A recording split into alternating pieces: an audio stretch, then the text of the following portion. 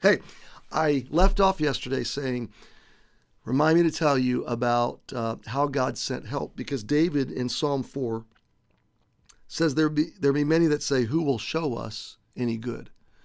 Who's going to help us? This moment in David and his family's life, they were truly helpless. They had been exiled for a short time. They didn't know it was going to be a short time, but a short time.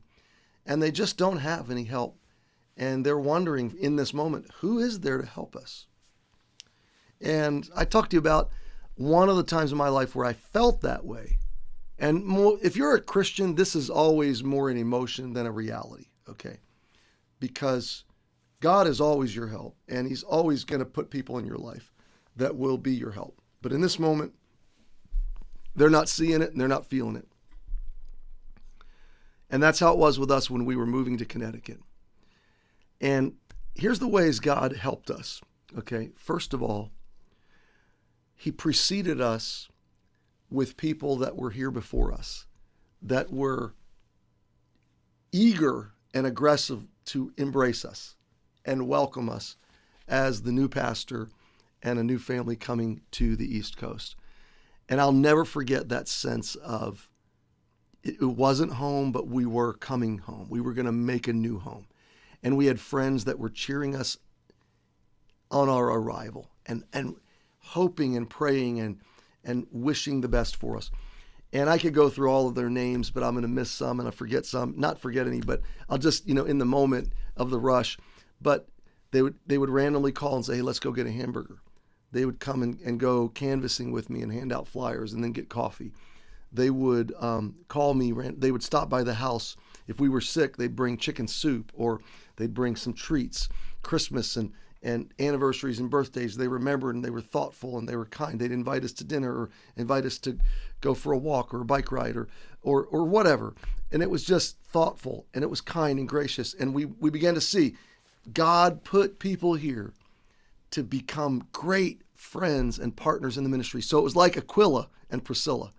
And then I could tell you more than a couple dozen stories, both staff and church family members that felt and sensed and heard a leading from God from various parts of the country. Pastor Derek and his wife moved from Georgia. Pastor Lance and his wife-to-be relocated from the West Coast, and they got a job at a rental car company just to help us at Emmanuel. I could go all the way through families that moved from Pennsylvania. There's two families that not so long ago moved from Seattle, Washington area. Families that came from the South and the Northeast and the Midwest.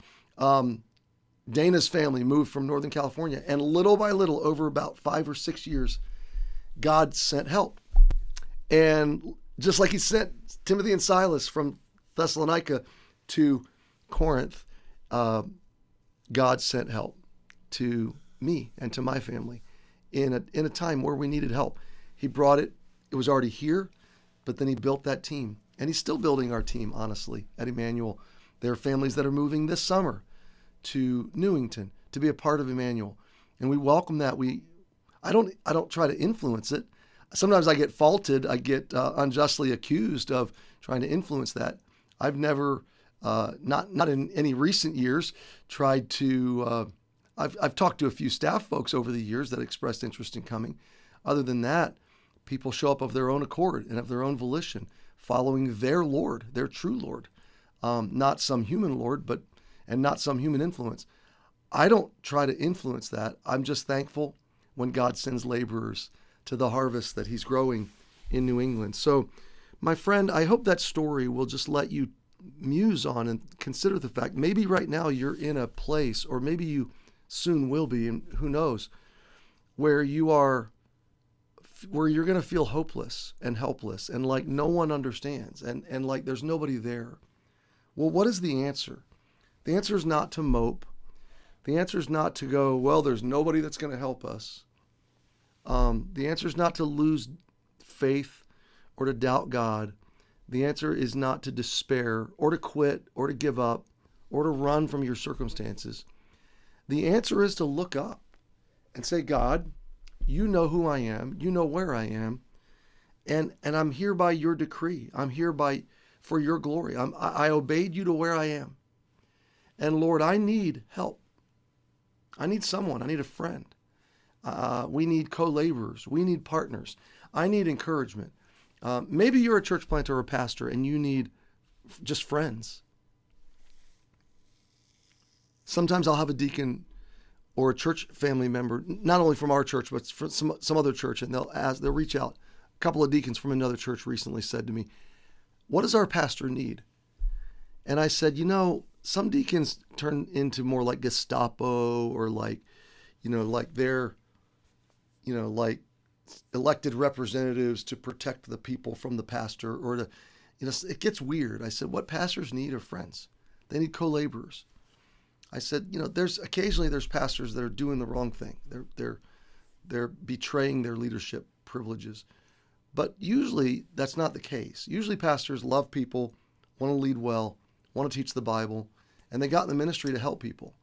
And I said, what they need is not cynicism and scorn and interrogation. They just need partnership. They need co-laborers. They need people that'll treat them like friends and that want to go get coffee together and have no alternative or alternate agenda. They have no personal, politicking. It's just pure. It's just, I just want to be your friend. It's just encouragement. And that is, that's always the heart of God, is to give you by his grace, his favor, lift thou up the light of thy countenance upon us. It's always the heart of God, first, to be your help, but secondly, in short time, to give you the help that he knows you need. He's going to do that for David. I told you yesterday how he did it for Paul at Thessalonica.